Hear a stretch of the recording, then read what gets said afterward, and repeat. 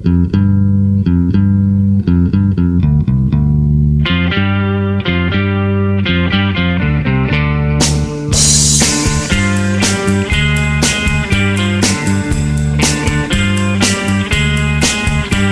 a hard world to get a break in, and the good things have been taken. But girl, there are ways to make certain things paid. Oh, I'm dressed in these rags, I will sable someday. Hear what I say, I'm gonna ride the serpent. No more time spent sweating rent. Hear my command, I'm bringing loose. It ain't no use me down. Stick around, but baby, remember, it's my life and I'll do what I want. It's my life and I'll think what I want. Show me I'm wrong, have me some time, but someday you'll treat me real fine.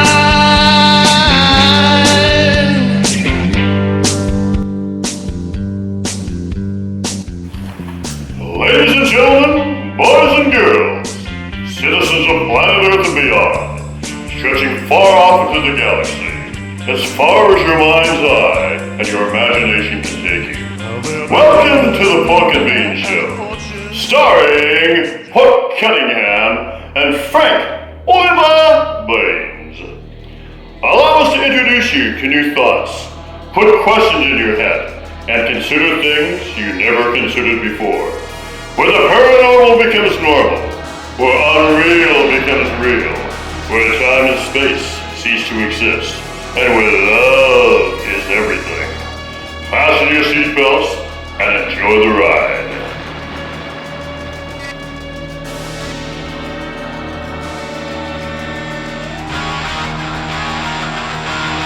Yeah. For me and the Lord, you gotta understand it. We're on a mission from God. 10, 9, ignition sequence start. 6, 5,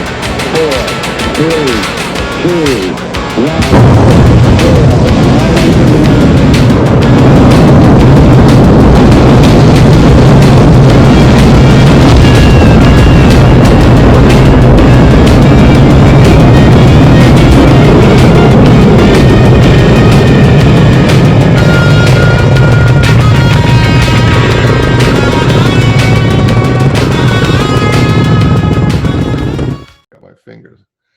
I'm looking in. Everybody, it's Pork Cunningham. Oh. And here I am here with my honorable, astute co-host, Frank Oliver Baines, and this is the Pork and Bean Show. Hey, Frank. Are we recording? We're recording, man. This is live. You gotta step your game up now. How you doing today? I was trying to see if I could figure out a way to climb into the Zoom. Oh, you're getting close. You're getting close. Yeah. You're almost in. So how you doing today? You're gonna have the third round of round 3, or first round of round 3 of Mr. Graham, chopped liver Graham. Well, Mr. Graham's a difficult guy to deal with. I'll tell you why. I came up with a little idea the other day. Let's have a little story time segment where, 10 or 15 minutes, I'll ask people, tell me your best story, and we'll just have a neat little package, like a little, whatever, put something nice together. Story time kind of thing. And so I proposed that to Mr. Graham, and or actually, Chop Liver is his name. And you can't, once you wind that guy up, you can't stop him, man. He went on for 2 hours, destroyed the entire premise of the show. Yeah, but he's so damn interesting. I know, but I can't have him on the story time thing anymore. Unless I want to make it. You got to take somebody who's scared, like they're afraid to tell their story, so they're just gonna say, "Oh yeah, I saw a flying saucer. Oh yeah, I saw a Sasquatch." Yeah. So somebody who. Right, somebody who's doesn't really have a lot to say, and like they're desperate to, can I get 10 minutes worth of something worthwhile talking about in? That's the kind of people we need, not somebody like Peter. Oh, I'm all for it. I'm all Yeah, for it. And yeah. the other thing is nice is you could get, it'd be like a little review, because you might run into somebody who's like really fabulous, really fantastic. And then you go, oh, can you come on for a longer show? And we beg them. We Yeah. beg them to come on for a long show. Yeah, and yeah, exactly, and They you know, tell and a little, they tell a little 10-minute story, and then they say, oh yeah, I've had 213 encounters in my life. And yeah, I just told you one. See, you'd want to ask that person back. well, absolutely, absolutely, and you know, and like I said, you know, if you want to do some too, you know, it can be a story time with Frank Oliver Beans, you know, and then we'll do it that way too, or we can both be on, you know, nothing written in stone, but So 10 minutes to 3 hours. That's the time limit. 10, I'd like to actually keep them to like 30 minutes tops, you know, like 15, 20, 30, you know, well, whatever. I know. Why don't we do this? This is the Peter Graham, you know, thing. So maybe we'll just keep him to 10 minutes today. Good luck. Good luck with that. You know, and the other thing I'm not really happy with him about is I try to, you know, I'm pretty devious, as you know, Sneaky. You're yeah, sneaky. very, very sneaky, and I try to But you're set him. politically I correct. tried to set him. Well, yeah. Ironically, my name, the initials are politically correct, but I don't know if I qualify. But in any event, yeah, I tried to be sneaky with him and tried to set him up so that he would talk bad about you, but I could step back and blame him for it. I know But it didn't work. No, it didn't work. He had your back, At least you got a good shot at slandering me. That was. I tried. I thought, well, I'll say something and I'll feed him a little seed, and then he'll slander you, and I can step back and, you know, maybe show disdain and. No, he saw. Oh, you know, no, he saw it coming, man. It didn't work. It didn't work. It didn't work at all. No. So, what'd you learn today? You know. Oh, what did I learn today? I thought are we gonna have a mailbag today? We are going to have a mailbag. Oh, I learned that things don't always work out the way you plan them. Okay. You know what I forgot to do? I forgot to look up. I forgot to get some jokes. I forgot to get jokes. That's okay. We've got the SASQUATCH. We'll do one of them, and then we'll do our mailbag. You said you were going to put Hillary Rye's book, but you didn't put it on YouTube. You put her book on Facebook. I've got it on YouTube now too. Oh, good. It's in the description. You're a substantial citizen and a worthy talk show host. Well, hey, I mean, you know, it's a work in progress. Yeah, I mean, that was like the whole purpose of her coming on, is to promote her book. So if anybody actually wants to find out about it, it is on my YouTube channel. It's on our Pork and Beans channel, and yeah, I'm sure it's disabled screen sharing. Well, what if somebody wants to screen share? But you have to go through that whole routine again if you decide you want to screen share. What do you mean by? Huh? I said, if I want to share my screen, my screen, like I have this really nice picture of Collie the demon killer. If I wanted to show you, and she's standing on Shiva with a naked Shiva. And if I wanted to show that, how would I do it? So yeah, it says host disabled attendee screen sharing, but we did it once before. Yeah. Well, if we really wanted to, I mean, for the purpose of this show, if we wanted to add something on, I can just edit it in even too. I could just edit it right in. Well, you never do. But I will. If you really want something. You throw it in the front, like at the mailbag or something. No. I'll throw it in at the appropriate spot. Well, I like the mailbag. I think we should open up the mailbag for other people to write questions. As long as I'm the brunt of the joke, it's all right. Absolutely. I mean, it's an evolving process, right? I mean, this is just, the baby's basically just out of the bathwater. Now it's time to grow up a little bit. Yeah, well, and not only that, you're running out of creative questions. I'm not. You're not? That I never will. No, I never will do that. So anyway, so let's do this. You pick a number between 40 and 100. We'll read a quote, see how it applies. If it applies to today's show, or number between 40 and 100. 69. Okay. That's more than 40 and less than 100. I'm not even going to make a joke on. You thought I was going to say something about that, didn't you? I left the door open. Yeah, I didn't walk through. Oh my God! Because you're Port Cunningham. Then the PC stands for politically correct. Tell you what, this is a real short one again. You're picking the right numbers. Okay, so want to watch me get the wax out of my ears? Yeah. So once again, this is the book SASQUATCH. Oh yeah, SASQUATCH. From Graham McSkimming, SASQUATCH. So page 69 says, and I quote, "Mundane tasks lead to wondrous things." And that's from Kantuk of the Sasquatch people. Kantuk, how cool is that? Yeah. So mundane tasks. Yeah, and they do. That seems to be like what they do. They do like really simple things, like the stick lifts are pretty just normal sticks on the ground, and yet they do that, and it turns into something magic. Absolutely. Well, some of them aren't. Well, I don't. I think they're talking about more than that, but I think maybe just joy in everyday living and doing your everyday things, I guess. Well, just walking in the woods, you never know. Yeah. It might be magic that day. You might get a love zap or something. Yep. Okay. Well, that was good. Yeah, I like that. So, and thanks, Graham, for your book and for the quotes and for contributing to our show on a regular basis. So, what do you think? I agree with you. We'll open it up to. We're gonna. I think America wants to know. Yeah, we're going to open it up to Is the. it possible to humiliate Frank Beans any more than he already is? Frank, to humiliate. Here we go. Here's the mailbag. We'll shake her up.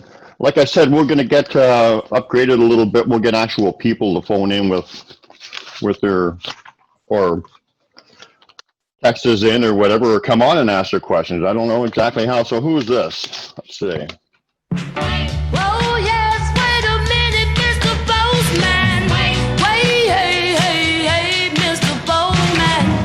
Mr. Postman, whoa, yeah. Please, Mr. Postman. Whoa, yeah. There must be some word today, yeah, from my boyfriend so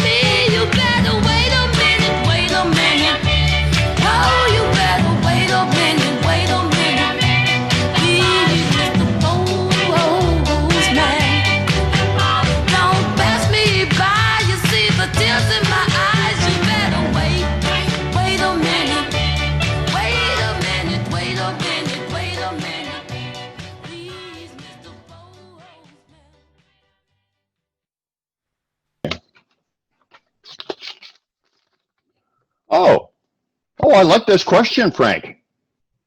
And being the guru of love, I mean, I say that kindly, because you do have your love group. This is a really good question for you. It says, Mr. Beans, what is the meaning of love? What is love? What is love? It's the Corona-19 virus. What? Everybody loves it. They're always talking about it. Oh, well, yeah, but I think they're talking about it out of fear, not love. I don't think you're right. I don't think you're accurate on that one. But the news loves it, and the the Satanist baby killers love it. Oh, oh, yeah, I suppose so. I suppose so. Corona of love. It's the Oh. Corona of love, or the COVID-19. I covet your love. I mean, COVID your love. Oh, I don't think that's the answer he was looking for, but you know what? Love is the answer to COVID, isn't it? Well, I think to overcome any fear, love is the answer. So that's really, it's like a test. The COVID-19 is a test Of your love? to either be in their fear or to be in their love. Oh, So, well, now when you say it that way, I like that. yeah. Okay, that's good. That's good. I guess we can leave it at that. So I don't think I have to introduce our guest. Everybody loved COVID-19. They would take off their mask and run naked in the streets, saying, "Me, take me next." I actually saw, just on talking about that same subject, I watched a little video the other day of some guy who was doing a test of the oxygen or whatever, or something that's, that you breathe behind the masks or whatever. And that was the one where the machine went beep, beep, beep, beep, beep, you're gonna die, beep, beep, beep, beep.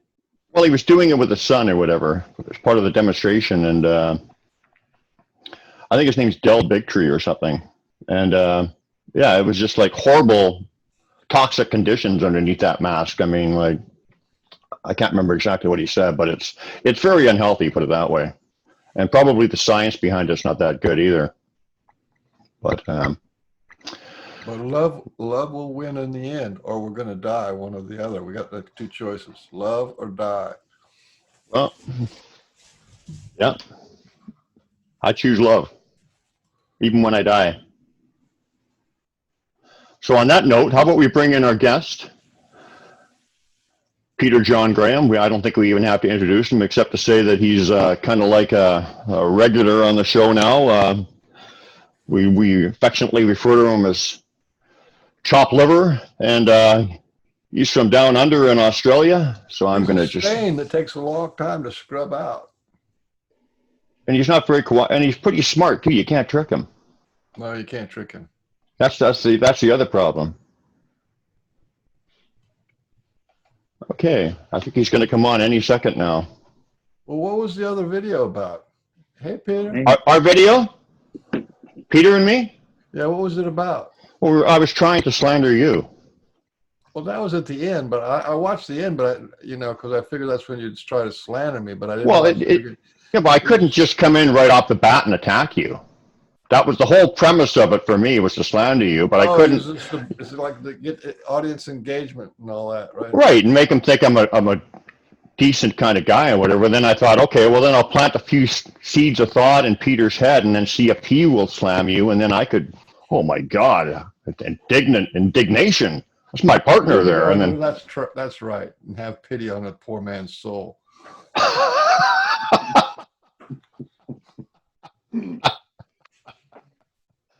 But hey, he stood beside you.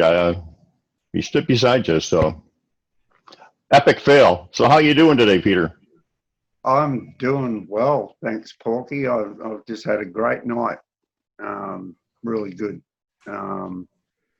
Very proud patriarch tonight. So had a celebration. It was sort of a bit of a mix all into one, and we had a fundraiser and had a son-in-law who's turning 30 today, so we mixed that into it as well. And my daughter put that together. She did a really good job in coordination with the Gatsby theme. So we all went back to the 20s, and you see, I haven't had time. I'm still a bit overdressed. You guys are dressed up too. You look like you just dropped straight in from Ireland. And what are we doing? We're doing fancy hat night, are we? That's right. That's right. I can do that. Well, you look like you look like the Don or something. You look like a Godfather. Well, I was Yeah. tonight. Tonight we had a group of around 70 people, and I was well, Kerry and I, we were both sort of the oldest people in the room, and it's probably one of the few occasions where I actually felt good being the oldest person in the room. But it's a very proud night for us because we had all of I our see you family. got your beard all trimmed up. Looks pretty nice. Get closer to the screen so we can see it. People want to see our beards. Look at that. That's the salt and pepper, man. Classic. Yeah, And the trim, did you have help getting trim like that? That was pretty good. No, actually, I think yesterday I sort of went like that and went like that and then went like that and thought, yeah, that'll do. See my beard. My beard is like pubic hair. It doesn't really, this is as long as it gets, and then just gets kind of funny looking. It doesn't really look like it. See that? It's not like hair at all. It's like pubic hair. It doesn't have a lot of style. It kind of reminds me of a gerbil that, when Yeah. you get gerbil on your chin. Much the same. It wants to just go all over the place, and I don't know. Maybe the shower I had last Saturday's helped made it nice or something like that. So Last Saturday. You only have a shower. Oh, God. Yeah, well, it'll have to be a Sunday shower this week, I guess. So. Oh, you only have a shower once a week? Yeah, and I don't want to waste water, mate. It's Oh, okay. Sounds good. expensive. So anyway, yeah. So you sure put a damper on my idea there yesterday. The 10-minute to 20-minute story time. I don't think you have a 10-minute story in you. I don't think so either, and I could probably. I used to cop a lot of crap for it when I was younger because getting around the parties and that, and I used to get around a fair bit, and people want to have a yarn with you, and have a quick story, and man, after half an hour, I can see them sliding off their chair, and they're just a god. When is this guy going to get to the point, and I'm like, I'm going to get to the point, but there's all these fun, interesting facts and details that happen along the way. You don't want to miss that. And they're sort of like, we don't care, man. Just give us the fun, And I'm going, whatever. So, they're no fun, But I got nothing but time, I've always had time. I've been fortunate like that, for most of my life. I've Give me a second. Time, Go ahead. I'm just going to put something under my door. I got too much noise coming in here. Oh, now we can talk about him behind his back. I know what he's really up to. He's forgot to hide that blow-up doll in the cupboard, and he's worried about his girlfriend catching on to it. So well, he's got his duvet kind of spread out nice, so because if he doesn't make his bed look nice, then it's like a 2-hour argument with his girlfriend. Yeah, that's right. Yeah. The bed's all wrinkled, and that throws a suspicion in. And I don't think you'd have to worry about that with your missus. And thankfully, I've never had to worry about that with my missus either. There's always been complete trust there, you know, that sort of thing that never even comes into the conversation. Yeah, she's pretty good. That's for sure. Yeah. Yeah. So talking about my missus, did you want to start with your Thor story or something, or did you want me to tell you about the dream my girlfriend had that you said you had some insight into? Well, I think you should maybe start with your dream, because you know what happens once I start. That's it. You know, it's Right. going to be the chopped liver show. You know, so Good point. Thanks for reminding me. Yeah, how soon I forgot. Yeah. Okay. Well, anyway, you know, Sue's she's very modest, and she doesn't talk about her gifts and whatever a lot, but she's really quite an in tune lady and just a beautiful lady. And she's had a lot of really amazing experiences. And I guess trying to think of how I would. Well, you know how the Sasquatch can appear in your dreams, and it's not actually a dream. It really. What is he doing? I don't know. I think he's trying to be a bagman. This is my He's just- lighting. No, you know, he's just pissed off. This is my sophisticated lighting. He's just. It's got a bag. It's got a bag on it to give it a diffuser. Peter, he's mad because we had a really good show yesterday, and he felt left out. Oh, I'm not Yeah, mad. I'm just no. jealous.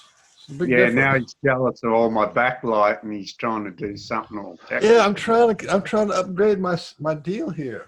You got a better backlight than him. You got a better hat than him. You got better stories than him. You're better looking, and I mean, he's jealous. He's bitter, you know. He's bitter. Got a better. So anyway, If somebody ironed that thing, man. He's ironed it and maybe send it out to the laundry, and they put like starch on it and everything. This is a tailor-made shirt. Oh yeah, Daniel, it tailor-made looks jacket. sharp. Yeah, it is. It's a nice shirt, this one. Very comfortable too. I'm loving it tonight. It's the first time I've worn it, so I ain't complaining. so back to the dream. Like, you know, the Sasquatch. I've had some Sasquatch dreams. Like, they're not real dreams. They're actually there. Like, they actually come into your dream. And I've Is it also like a matrix reality where you feel like it's more real than the real world. That's called a matrix reality. it just feels more real than a real dream. It's hard to explain it. There's a difference. One, you know, you're having a dream. The other, it just feels like it's not a dream. Like they're actually showing up in your dream or whatever you would describe it. But, you know, I've also had the same thing with the Rainbow Bridge with my dog when it passed, when it said goodbye to me. I had a dream of that too, where I was actually playing with my dog in the Rainbow Bridge, which people describe as a big field with flowers and stuff. And I remember it was a beautiful sunny day. And actually, do you want to hear that whole story?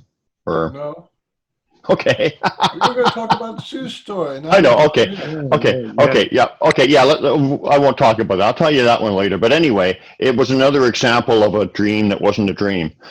So this is what I think happened with Sue too. Okay, Sue and I are huge music fans, and we really like the band The Kinks. You know, the old band from the '60s. You know, Ray and Dave Davies and those guys. As you can probably tell, because Dave Davies does the music at the end of our show. But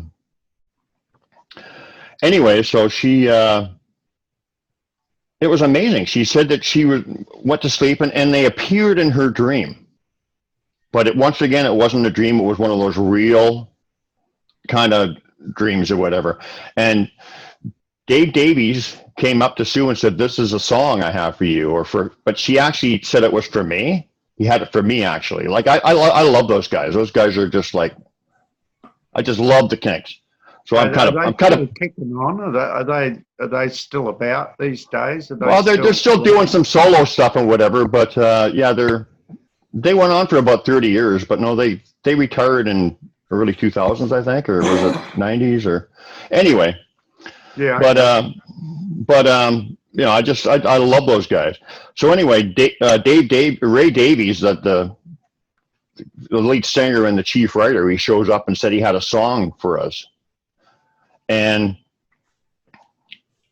started playing it like the song.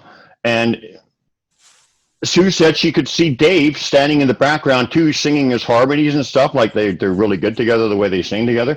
And she said it was the best Kinks song she's ever heard. It was a completely original song. It wasn't a song that, as far as she knew, that she had ever heard. She thinks it was original, and it was actually relevant to the times we're going through too. Like, you know, like, now I can't be specific because the thing is I can't be specific for one reason, because she remembered the song, and like I said, she said this is the best song they've ever done. She heard like Dave, like I said, singing harmonies in the background. It was like a Kinks song, a new creation. And she was singing it over and over and over again. Like she, you know, after the dream, and she was positive she was going to remember it. She was, you know, because she didn't want to forget it. So she kept singing it and singing it and singing it, and she had it down. And then all of a sudden it was gone. She couldn't remember any of it. So, but yeah, I thought that was remarkable, because as far as I'm concerned, they actually appeared in her dream. You know, it was the same thing as like when the Sasquatch appear in your dream, in my opinion. What do you think on it? I told you about it the other day, and you were going to make some comments on it. Well, how would you say you want to interpret that dream? How do you interpret, apart from the, you know, the awe of it and whatnot? Well, I interpret it like, if you were to put what you know that she saw and you know, the events that happened, if you were to take those pictures, trying to turn them into words, try to put them into a sentence, try and, you know, turn it into a message, what do you think might be behind it? You know, what do you think the dream was trying to say? You know? well, it seemed like it was relevant to the troubles of the world today. Like it was really topical as far as, you know, like what we're going through. I think it was just showing her just how connected we really are, and that we're connected to everybody, and we can actually, you know, that's at our access, or at our available to us, where we can actually do that. And I just think the song was for you. The song was for you. They said the song was for you. You know, Sue's having the dream, you know, and they're singing this original song, but, you know, he's written the song for you. So, you know, that's brought you into the mix, you know. I know, but I don't know what the song is, because she forgot it, right? That's the problem. If I heard the song, that's a tell in itself. That's a tell in itself that she doesn't remember the song. So, and what that means pretty much straight up is that even though when she heard it in the dream, she was amazed and she thought it was a really great song. And it obviously moved some sort of an emotion, a feeling in her as she heard it. But the words really weren't relevant at all. So we can pretty much straight away take whatever the words of the song was and just chuck that over your shoulder right now. And you can just say, okay, look, if it was that important, she would have remembered it. You know, it would have been ringing in her head for days afterwards. it was. Well, not days afterwards, but it was like she said, "There's no way I'm going to forget it." It was like clear in her head, and she said it was. And then she forgot. Yeah. And then it is gone. Yeah. Yeah, exactly. She forgot it. So, you know, and that's the dream saying, okay, the actual words sung was not the focus. That was not the importance of the dream. It was the fact that it was for you, and the emotion that it created within her at the time was connected to you. So, you know, and that's what it was about, you know, and you and Sue are in a time of separation at the moment, you know. So she's going to be reaching out. She's going to be looking for, you know, she's used to having you around, you know. She's used to having you close, you know. She's used to that close contact. So, you know, and it is possible for human beings to, you know, like anyone who's been married or had a great lover or girlfriend or even a dog that they love, you know, the feelings that you feel when you're with them and that. And if you're tuned in enough, it's very possible to actually feel those emotions and to feel that close to a person, even when you're galaxies apart, you know. So, you know, there's something in that there. So, you know, if I were you, I'd sort of be looking into that side of it, because that's, you know, it's something that Sue's trying to relate to you. You know, it's a gift that she's trying to give to you, you know, in the form of your bond, you know. So, you know, if I was you, if it was me in your position, and, you know, and I'd be trying to feel into really, you know, what Sue's trying to give to you, you know. And if you focus on that strongly enough, you think about Sue, you know, that can end up being like a hug from 1,000 miles away, you know. Like eventually you're going to get to see Sue, I'd imagine, at some point. You're going to be in each other's arms again.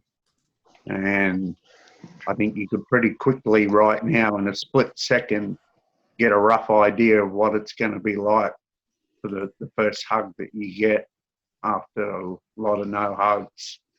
Have a think about how that's going to feel. You know how that's going to feel. You know how a hug from Sue feels. Okay? So try and tap into that with her dream. And you can be getting that hug right now, you know? Well, it's actually interesting because when we first met, we were feeling like these energy waves coming back and forth, like between us, and we just knew it was from each other. I mean, sometimes she said it was so strong it felt like a kick in the stomach. We were sending some serious energy back and forth to each other. So, you know, that's definitely possible what you're talking about. Yeah, and well, it's we lived it, right? She loves What's the that? kinks. You both have a great love for the kinks. You're both very passionate about that band. Oh yeah, well, I'm like that's especially me, but yeah, she loves them too. But you know, Okay, I really love them. But she loves yeah, them. Yeah, she loves them. yeah. So and there's, you know, there's that connection as well. You know, there's she knows how passionate you are about that band. She's passionate about them. Yeah. That's something that you have in common. So, you know, and that's expressing once again her shared passion and love for you, you know. Yeah. And it's written for you. It's not for anybody else, you know. What she's got, it's that special thing that's just for you. And You didn't remember the lyrics. That's what I want to know. She's Me? desperately trying to give that to you. What were you saying, Sorry, Frank? Mike. How come you didn't remember the lyrics? Well, how would I remember the lyrics? It was her dream. She told you the lyrics. You said she was singing them. No. She was really excited. Like she said, this is the best Kink song ever. And it was original, and which I find is amazing too, that they actually appeared in her dream and in a whole original song. I just find blows my mind. But she said that she was so excited about it, and she was singing it over and over and over again, the words and the melody, and she thought, I'm never going to forget it. But she did forget it. So by the time I heard about it, she couldn't remember what it was about.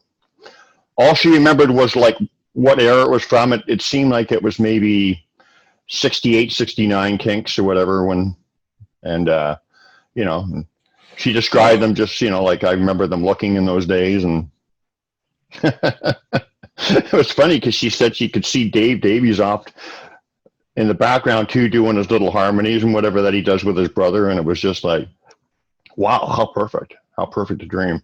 Yeah. So she didn't remember it at the point where she told me, unfortunately,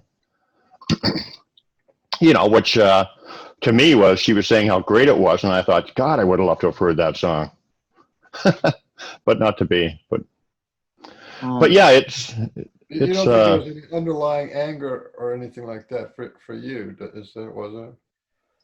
meaning that it showed up in her dream and not mine? Yeah, and then she withheld the lyrics just to make you feel bad. Well, she's probably going to be watching this show, so I'll tell you privately. No. She legitimately forgot the lyrics and whatever, and the melody and all that. Just teasing. I think it's part of what the dream's about. Like you've been apart for a while now. And you get apart from somebody for long enough, and it's like when you're listening to a song, when you're sitting down and you're listening to your favorite song and you're feeling the frequency and the vibration going through your body and through your ears and whatnot, and you're feeling it, and it's creating an emotion. If it's creating a feeling, then it's creating emotions. But no matter how much you love that song and how great it is, when the song ends and you walk away from the music box, it's not quite as powerful. It's not the shared moment is not happening.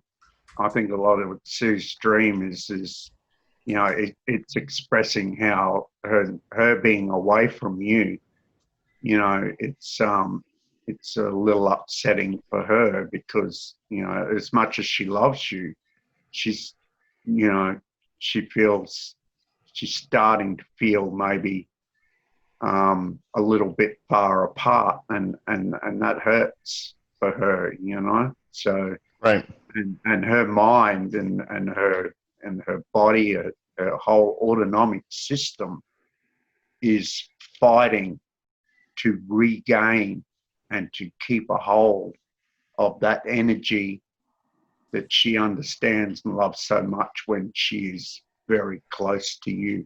So dreams like that is a way of holding on, to that thing that she desperately desires, which is you. Yeah, that makes sense. That makes absolute sense. Words and lyrics don't mean a whole lot, The fact was, because the point was that she made was that song was for you. Yeah. So that's the dream. In her dream, saying everything that I'm seeing, everything that I'm feeling, everything that's coming up in this dream is about you. It's her intention and her feelings towards you. It's especially for you. It's not about anything or anyone else, Yep. And look, I get this with people, not so much these days, but I have done a lot in the past, and I've been sitting around and out of the blue, I'll think of somebody, and it just comes into my head. And I'm thinking of somebody that I haven't seen for a long time, maybe thought I'd never see again. And for some reason, I'll be sitting there and I just have a little vision in my head of a time that I had with somebody. And I've been thinking, oh yeah, I really liked her, or I really liked him, they were cool, and I just out of the blue. And then blow me down if not the next day, after years and years of not seeing them. They'll just rock up on my doorstep and saying, "How you going, Pete?" And I'm like, how the hell did you even find me here? Because I'm like 50 degrees of separation from where I was the last time I saw you. How do you even know I was living here? You know, and Yeah. and they just rock up, and it just blow my mind. You know, Yeah, and I they think go, "Oh, everybody. I was thinking about you, and I had to see you." You know. Yeah, I think like on a more rudimentary level, everybody's probably had this happen. You're thinking about somebody, and then all of a sudden the phone rings, and it's them. Same kind of That's thing, right? right. Yeah, Yeah, yeah, I get it yeah, all the time. You know, I used yeah. to Me get it too. with Yeah, the kids, especially once the kids started driving. Once I taught them how to drive, and they're out on the road driving by themselves, and naturally, as a father, you get routines going, and you expect them to be home from work at a certain time or something like that. And they're not showing up within a reasonable time of that. You know, you sort of thinking, geez, I hope they haven't got into a car accident or had a misfortune or something like that. And then I go, no, my kid's too blessed for that. And I go, don't start thinking like that. They're probably just having a life. And then blow me down at the moment I'm thinking of, oh, they should be home by now. Where's my child? And then within a few seconds, I hear their car start pulling up in the driveway, sort of yeah. thing. And it's like I could feel their energy coming when they were a couple of blocks away, and it's just brought them to my attention, sort of thing. And totally out of left field. So that sort of thing happens all the time. That kind of thing happens with twin flames and people who are really close to or whatever. I've heard that they can tell when somebody's approaching. They can just tell by their energy or different things or, stuff of that nature. Mm. So it just talks about the connection, that we all have, Yeah, and how it's close very we really real. are. Yeah. Oh, absolutely it is. Yeah. A lot of people are not paying attention, or there's a lot of disturbance in their field that disrupts their ability to get these connections or to become aware of it. It's one of the sad things about the world that sort of has been created, like Michael was talking about, like this sort of matrix thing that's going on, and it's all, it all seems like it's designed to keep us disconnected, and we should be having, these sort of moments where, we're energetically, feeling each other. This shouldn't be an anomaly. We shouldn't be sitting here talking about how like it's a rare and special thing. Absolutely. That should be a natural, like being in a family of SASQUATCH or something like that. Where they're just connected and all the time, and that's that's what the the norm for them. That's what the Sasquatch are trying to reconnect us to, because just like you said, we have those abilities. And, and as, like with Sue, for instance, I'm seeing it all the time because we're very, very close and we're kind of going through transition or whatever. So it's very, very common, but they have all those abilities. And, they're trying to reintroduce those. So absolutely true. So anyway, what were you going to say, Frank? You have a message from one of your secret fans, a private message. I do? Chat. Yeah.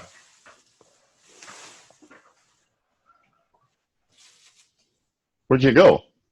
The chat. Look at chat. Huh. Oh, this is all brand new stuff for me. Okay, hey, this is cool. Put it on speaker. Is that better? No? Is it? Well, it's on speaker. Oh, wait a minute. You want all three of us, or you just want the guy talking to show up? Yeah, I think that's what they're asking. Well, that's how I had it. That's right not here. how it's showing up for me. I can just see Peter now. I could just see Peter talking now. Well, I could see. I just put mine on speaker. Now I see you. Now I see you. And so it's working on my end. Oh, I see all three of us, so it's probably working. It'll come out in the production, probably. I see all three of us above Peter, who's the main guy talking. I got something. I got a product review. You want me to do a product review? Well, why not? The whole show's going down the tubes anyway. May as well. Keep going. I had this for dinner last night. Can you Oh, read that? oh, wow. You know, that's, Pork and beans. Can you see that? yeah, that's, I got a oh, little product review for you. that's the high end stuff, you know. It was. This is my product review. It's in tomato sauce. This was the most nastiest thing that ever came out of a can. I couldn't believe it. There's no pork in it at all. And it was just like watered down beans. And then it was only filled up about this high. And the rest was this kind of like some kind of, I don't know what it was. It's all about the recipe, they say. The recipe is complete crap. All it is water and beans. So you're not recommending? You got to pay extra for that. This was like just a can of beans is like about 50 or 60 cents, and this thing costs $1 or something. Van Camp's pork and beans. Anyway, Van Camp's pork and beans are a fraud and a fake. That's my product review. Don't waste your time on it. Wow, I thought Van Camp's was like high end stuff. I usually eat like the value. Oh, you would think so, because look at the fancy label. I mean, this is a fancy label. It's fancy. It is. It's kind of intimidating, actually. You know, it's kind of like high end stuff. But I don't normally. In reality, it is. It was just like this show. In reality, it's shit. Wow. Well, hey, I mean, maybe overcooked and underspiced. Maybe Well, I I'll should come take. in and I'll save the show, because with my product review here, Look at that. okay, All right. this is pork sausages and beans, right? Yeah. I eat this pretty regularly for breakfast. This is one of my favourite breakfasts. Has been years, mate. So, Porky, I've been eating you for fucking breakfast, mate. Pork and beans for breakfast. But Heinz pork sausages and beans is the shit, and you can go all day on that. So let's. I'm going to go grab a tin of beans too, and I'll give a little review. But anyway, as I'll be right back. We'll put a grade on these beans. My grade on this bean right here is crap. They kidney beans, are they? Pork and kidney beans. These are just regular. I don't know what kind of beans they are. By the colour, they look like kidney beans. Mine are butter beans. They're yummy. Favorites. You know, I don't know. It doesn't tell you what kind of bean it is. Done that? No. I think it's a regular red beans or something. I don't know. Yeah, they'd be kidney beans if they're red beans. Yeah. Could be. You know what? I ate my tin of beans. Yeah, I ate my tin of beans. I had to get mine out of the garbage. This is actually. Ferret around in the bin. Well, that's probably why they were so bad. They were opened.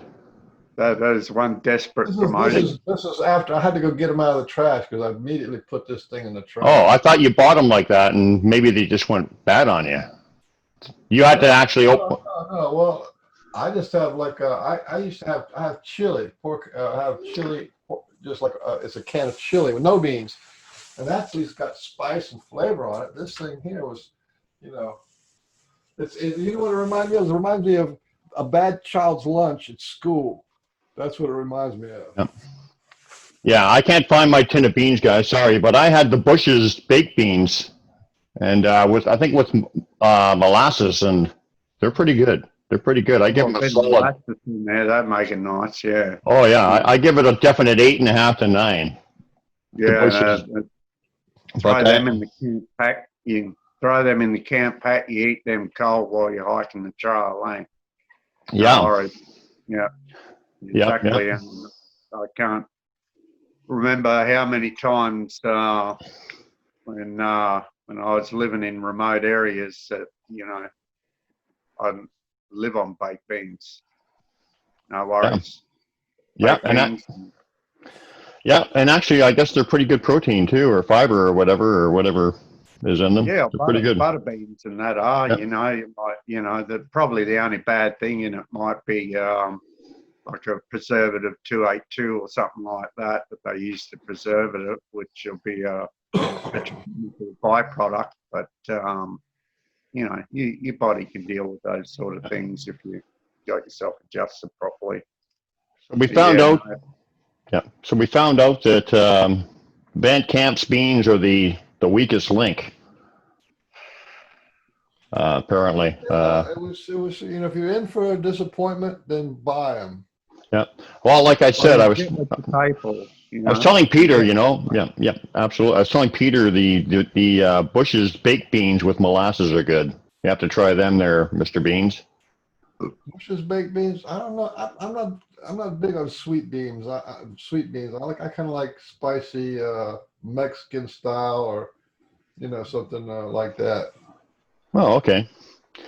Well, anyway, this show is we haven't talked. We haven't really talked about anything. So how about we? Remember we were going to talk about Chopper's experience with Thor. Thor. Oh yeah. I Yeah. think for baked beans, if there's anybody out there who has a good recipe for baked beans, then please join the Frank and Bean Show on Facebook and give us your recipe for baked beans, please. Yeah, that sounds There's good. a couple recipes on there that look killer, right? You know what? I'll actually try them. The recipe. Yeah, I'll try it. Yeah, I think so. You should definitely have a product review. I actually put one on that looked pretty good the other day. Yeah. Well, whatever. That's why I saw that. And I looked at and then when I thought, okay, I'm going to try this, Van Camps, which is like, I think it means concentration camps. Concentration camps, pork and beans, which is just like water and beans. So I was disappointed. I was looking at your recipe, and it was all just fabulous, chock full of meat, and oh man, yeah, this was so disappointing. Well, absolutely. Well, yeah, I'm surprised. Maybe I'll have to try the budget beans that we have as our logo or something. The label, look is more professional than the beans. So, Mr. Chopper, you had some experiences with Thor. Well, chop liver. Chopper, right? Okay.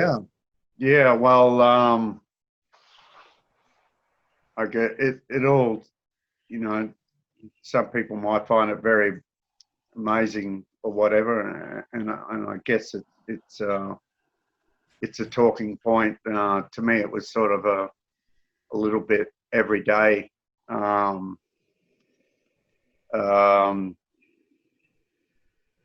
I was hanging out with Thor, it didn't really seem like any big thing to me, apart from I really enjoyed his company, because we're, very much alike. We had a lot in common, and we had a lot of common ground, and we got on well together. And, when he dropped in on me, it was sort of like we'd known each other forever, it was just like, how you going, brother, and let's go do something, which I thought, yeah, that's pretty cool. I'm down for that. So, and these sort of things happen when I'm in like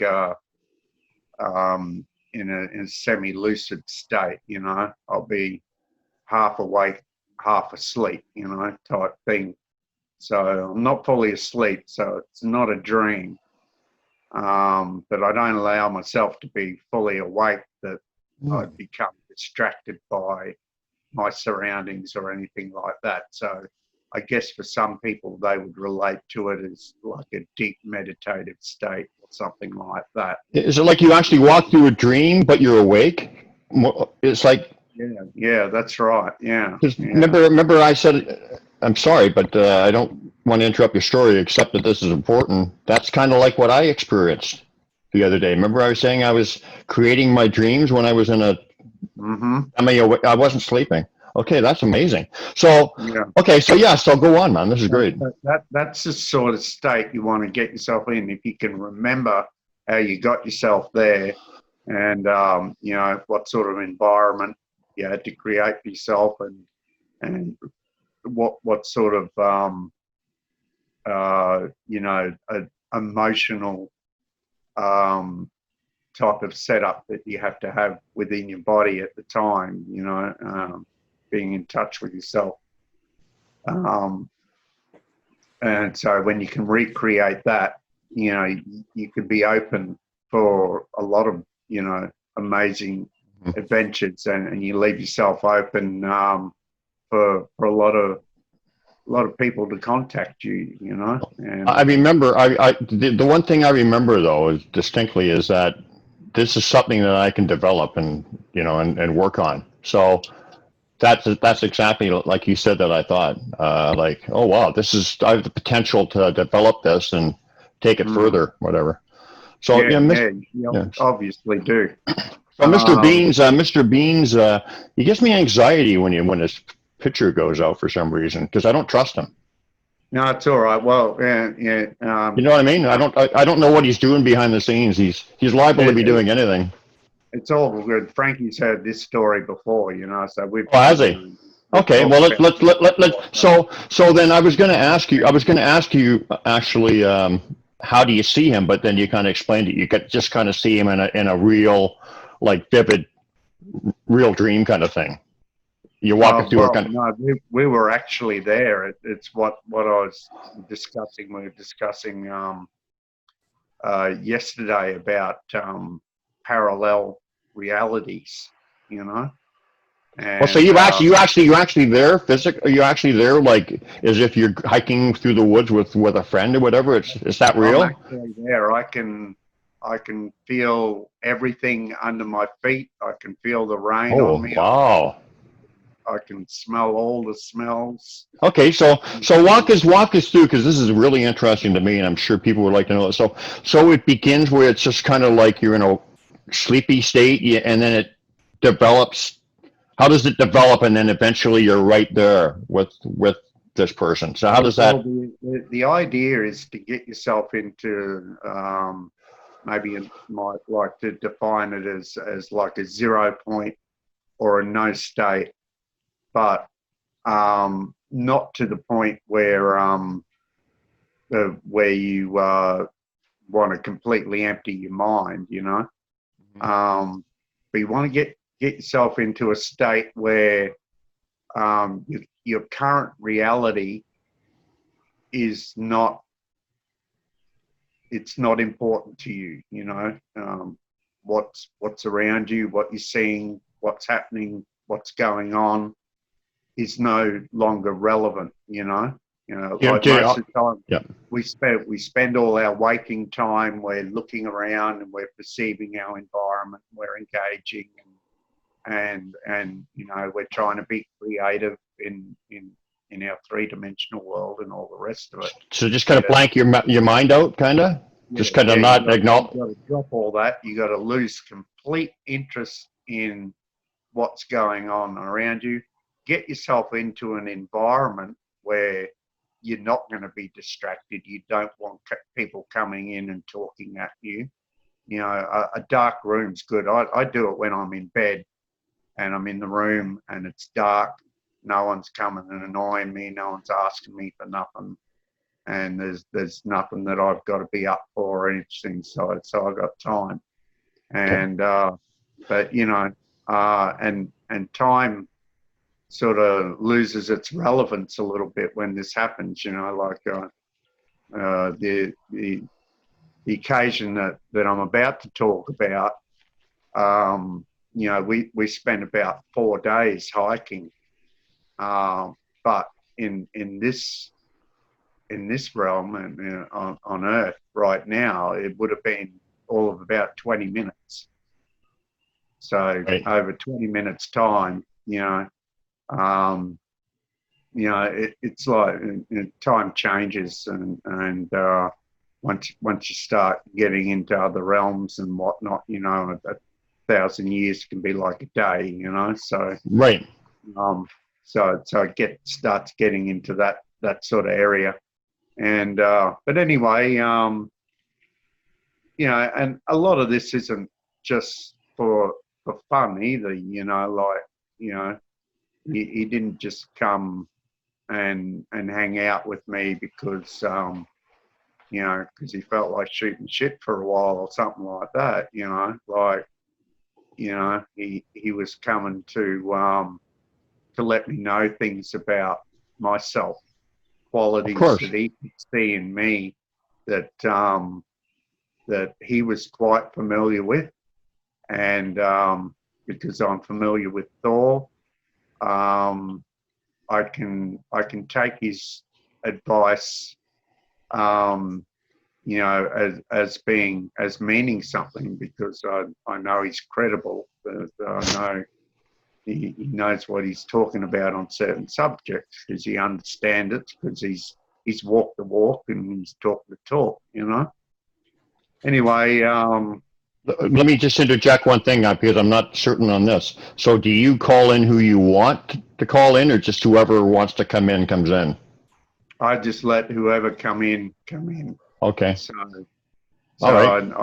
I don't predetermine, and that's actually an important point, because a lot of what happens in these times is, it's if you're going into this with the notion of some sort of self-satisfaction or self-gratification or some sort of gain for yourself, that you're trying to empower yourself or something like that.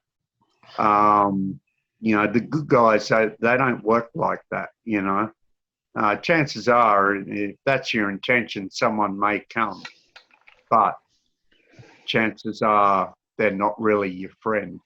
Right. They're just going to jump in and they're going to play on your emotions. Now, have you had that happen? Have you had some bad guys come in? No, I can't off the top of my head say that I really Okay. have, and a lot of that Okay. is because that's never my intention, and I never go into this sort of thing with any thought of so much of myself. Yeah. And even if it is something that sort of is being shown to me that is needed in me, it's not for me, it's for everyone, like it's not just to help better myself so that I can have more abundance or riches or talk like fucking George Clooney or some stuff like that. It's always connected to, enriching me so I can share that with others. It's going to enrich their lives as well. It's going to be a benefit to them, So That's what it's all about. Yeah, exactly. And That's what I'm all about. That's what Michael's all about. That's what everybody, if you really, that's what it's all about. So, so you don't actually call them in yourself. They just, probably because Thor was the guy who had the message that you needed at that time, or that we needed. Well, or that's right. Yeah. right. I just made myself available, Yeah. I just put myself in a state where I was available and able to commit to it. And, I gotta ask you though, and then I'm going to really be quiet. But what does Thor wear, man? Does he wear like the the hat with the horse. What's his? What does he look like? No, there was no hat with the horns thing. You know that's all Viking bloody Hollywood mythology type stuff. He doesn't wear like Levi's or something, does he?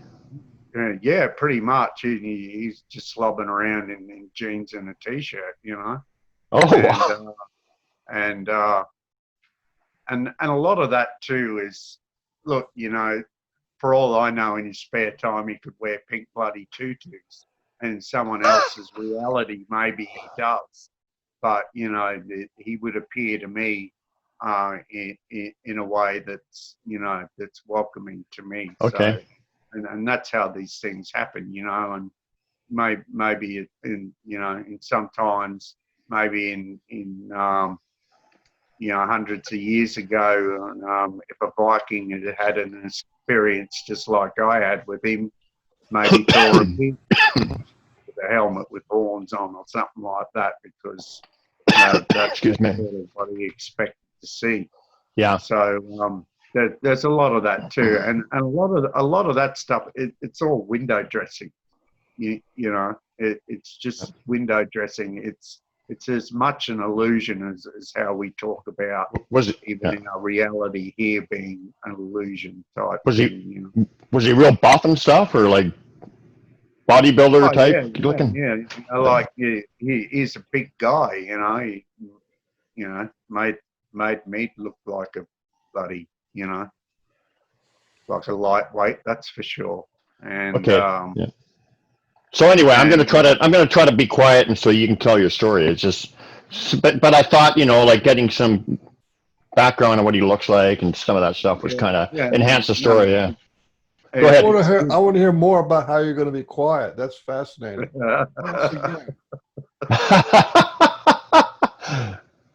It's actually good that you've asked some of these questions, because they are relevant. You know, like I can sit here and talk about how, you know, I went on a hike with Thor, and for a lot of people that's you're going to go, yeah, well, that's amazing and that's a nice little story, but it's still for them it's still just a story. But and then a lot of But with the questions that you're asking, you're actually bringing some value into it, and the opportunity for maybe people to get something out of what I'm saying. Yeah. I'm asking the questions I want to ask, like, because I'm interested, you know, like it's interesting. I want to, you know, like, what does he look like? Ask him if he had a beard.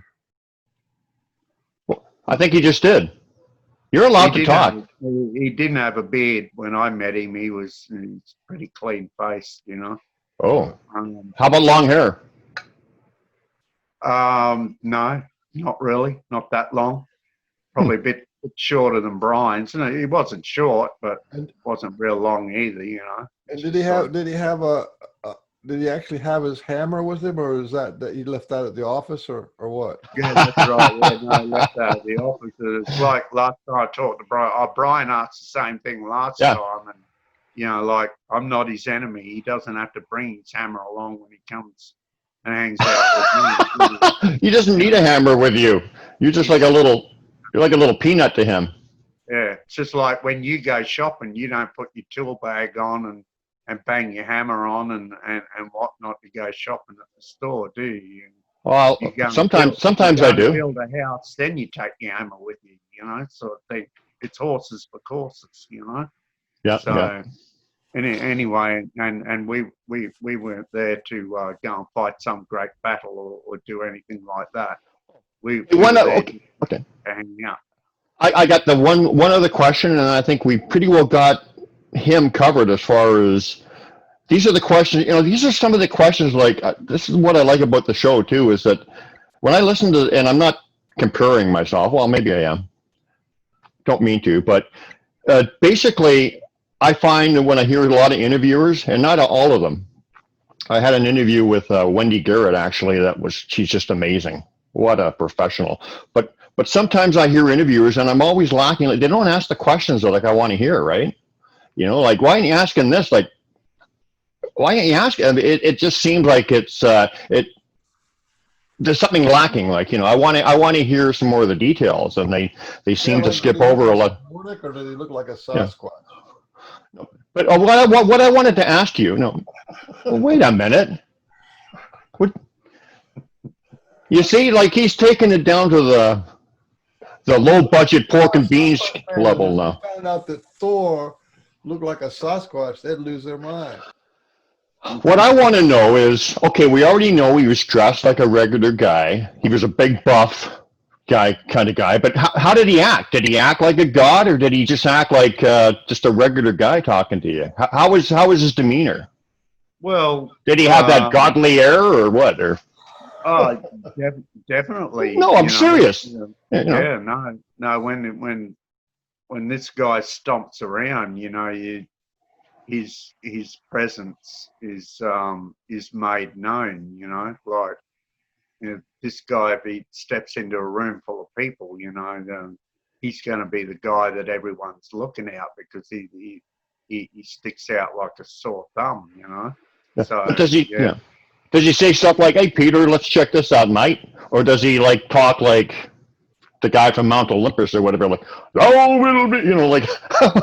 No, he doesn't go into the all old English speak, but when he speaks, he's well, when he spoke to me, he spoke as I often speak with people who are not necessarily old friends that you fool around with, but they're acquaintances who you respect and you hold a good respect for each other. And so we spoke very directly. Okay, And so there's no. we mucked around a little bit. There was a bit of a laugh and this Oh, and that. okay. That was my next question. So he wasn't like totally serious, like everything is a biblical freaking moment or something like that. He knows how to have a laugh and he knows how to pick out the funny side of things when they happen. Like if a deer trips over and lands on its freaking head, Thor's going to be laughing and going, "Did you see that deer? He just fucked up something bad. That was hilarious," So, once again, I was just absolutely thinking exactly. I was thinking. My question was exactly as to what you were answering at the time I was thinking it. Like I wanted to ask you if he can fool around or if it was just all business, and then I knew. Then you just answered it just as I was thinking that. Yeah. Okay. So anyway, sorry for interrupting, but I thought actually it kind of set the stage for just people an idea who he was and what was going on and how you got into that state, and the fact that it was as real as where you are right now, right? In a sense. Oh yeah, I was there. To me, I was there. Maybe it was an alternative reality, or could have been even bloody interdimensional for all I know. I'm not an expert on these things. All I know is do you think it could have been Valhalla? well, we could have been, affected by the radiation of the Van Halen belt. Who knows? Like I say, I'm not an expert on any of these things. All I know is that I have these experiences, and they're as real to me as the nose is in front of everyone's face, And to the best of my knowledge, I see doctors regularly, and and I speak to specialists, and I have friends, and I've grown up with many of these people who are physicists, who are teachers in university. I've had friends who are doctors. I have friends who are lawyers. I have a lot of professional friends around, and a few of them have dropped away over the years, as we all do. We drop off after time, unfortunately. But so, To the best of my knowledge, there's a few bits of me that are, fallen away a bit, but to the best of my knowledge, my brain is still sound. Oh And yeah. as far as I know, I don't have any psychosis at all. And I'm a psychologist who doesn't mind going to see a psychologist because we all need to stay in check. What is a So psychologist? What's the definition of that? Is that like a psychiatrist? I think definition of a psychologist is a fool who likes to work for and not get paid for it. Really, that's about how it ends up. Because trust me, you want to make a lot of money, don't take on psychology because it's a hard gig to really to make money out of doing your job properly. I know there's a lot of psychiatrists out there who make a lot of money, but they're doing just that. They're in it to make money. Any real psychologist really isn't going to take the money. He's not going to take you for a ride anyway. He'll charge you a fair price for a fair job. He'll be Well, maybe. like a pro bono lawyer. So But a psychologist, they can really pick up on people, obviously, just by their mannerisms and what they're saying, and they're very adapted studying some of people. them are very good at it. Some of them aren't. Look, I was Oh, talking okay. to a fella the other week, and he grabbed me up on Zoom, and he wanted to learn how to be more spiritual. Apparently, I put out an ad, for anyone who wanted to do shadow work and needed to do shadow work on themselves, and offered them, free consultations and free time to help them do their shadow work and help and give them a presentation to it. And this guy, he was a registered doctor. He'd done his 4 years university, and because his mum and dad said you have to become a doctor, and he didn't even want to be a doctor. He wanted to be a computer guy. He wanted to be in IT, but he went to university and he became a doctor, right? Because mum and dad said you got to become a doctor, and after not long of being a doctor, he just goes, being a doctor stinks, and he ended up going, well, mum and dad, I don't care what you say, I'm not being a doctor. I want to be an IT guy because I love computers.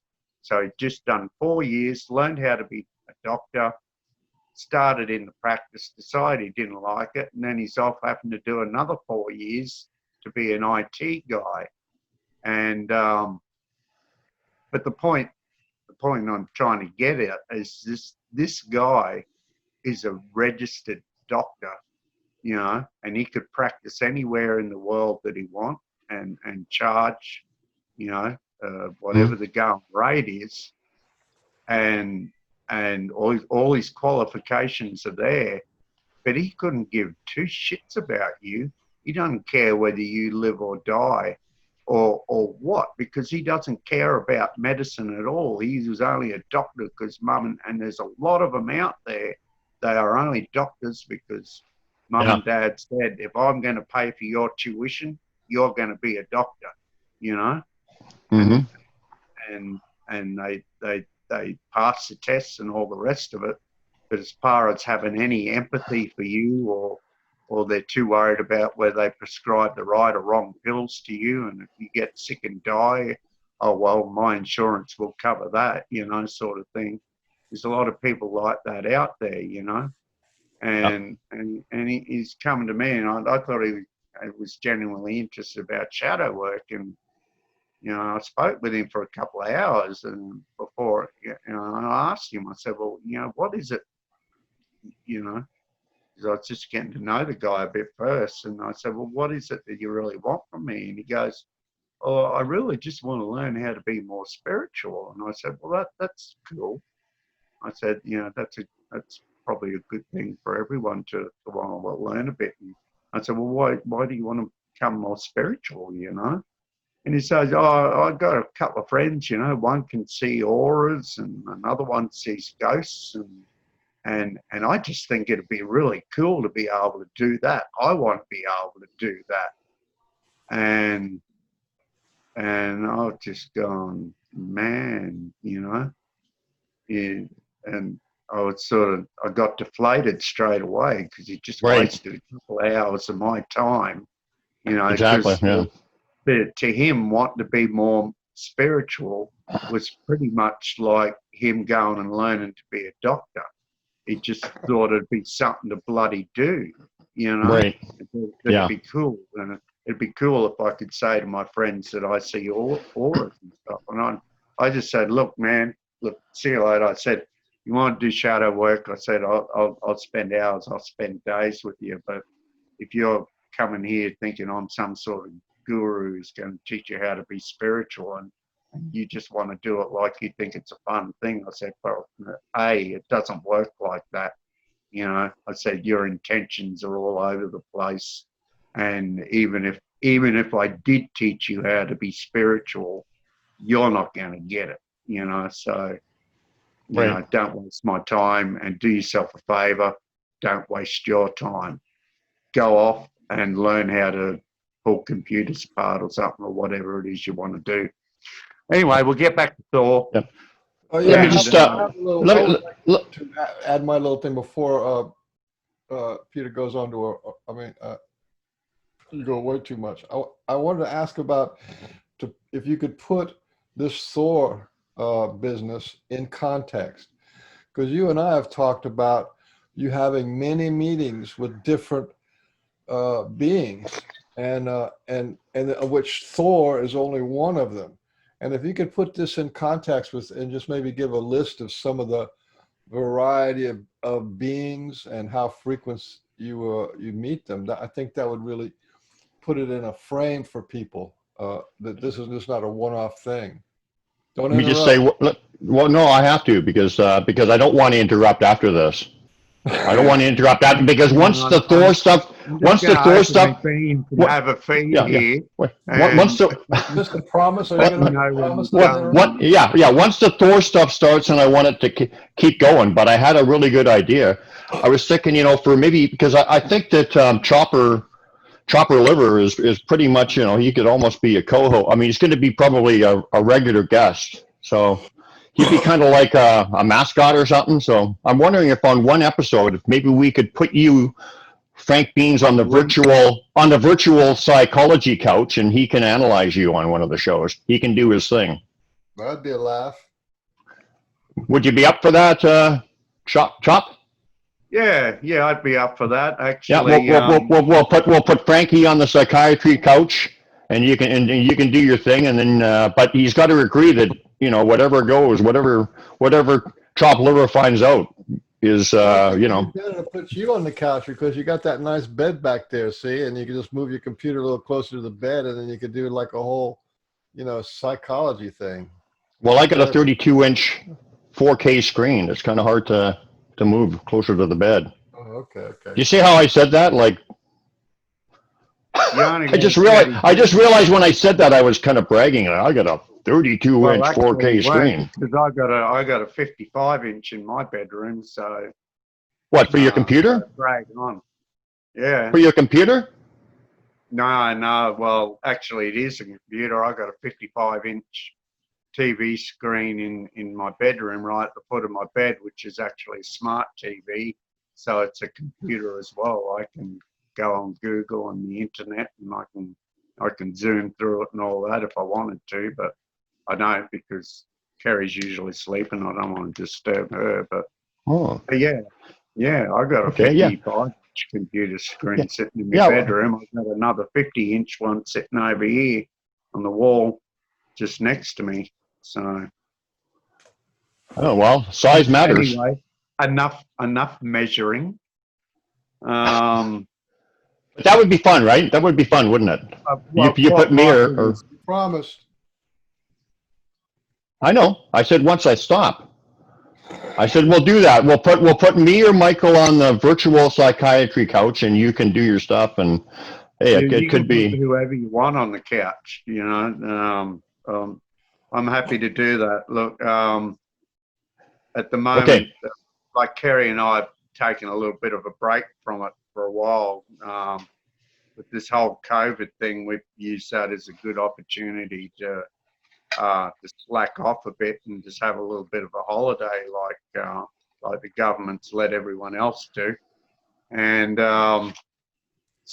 but Kerry's been busy in there on the computer, and we're putting together a new website for shadow work. We're going to put up a lot of information there to introduce people into shadow work, whether they want to learn it or teach it, or whether they just want to be helped by it, and we'll give them all the help and support that they want. So we'll be giving education for people who want to learn shadow work, and we'll be offering one-on-ones with anybody who just wants to do it as a therapist client type situation. So we're going to get that going soon. We're going to put a like page up with it. So we'll be sort of getting back into it. At the moment, we sort of haven't been in the groove a lot with psychology. But we're going to get back in that and stick our nose back into the books and do a few reviews and just do a little bit of revision so that we can get back up to speed as as effective therapists. And yeah. Well, send it along when you have it. Put it on a link on the video or on the page or whatever. A psychic download. This has been going on for an hour and a half. Maybe we should shift gears and either not talk about Thor anymore, or talk about winding it down, because it's an hour and 33 minutes. Oh, no, let's talk about Thor. Let's finish the Thor story. I'm not going to interrupt anymore. I'm done. Let's talk about Thor. The context of the story should be more about and Michael was talking about, okay, yeah, Thor's not just one of the people that I have come in and give me advice and chew the fat with them on things, and it's always relevant. So this is because this stuff happens to me because I ask questions, or I have doubts or whatever. So, it just doesn't happen because, the ethereal realm think I'm a cool guy and everyone wants to know me or some rubbish like that. They come because I have genuine questions that I want to answer, or I have genuine doubts that maybe, hold me back on or lowering my vibration or whatever. So around the time that Thor showed up for this hike, and I'm glad he did, because it's been a long time since I'd done a hike in the mountains, and and I won't ever be doing another one again. I'm not physically up for that.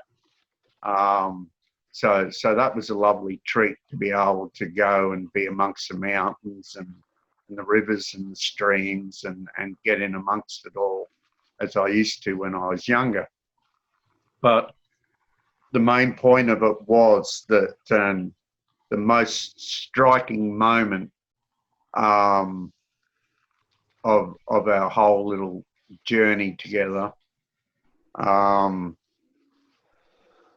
was a point where it had been raining for like 2 days, and we were pretty much just walking along the trails laughing like idiots in the rain. We were doing the whole, this is so good to be in the rainforest. There's nothing like being in the rainforest when it's raining.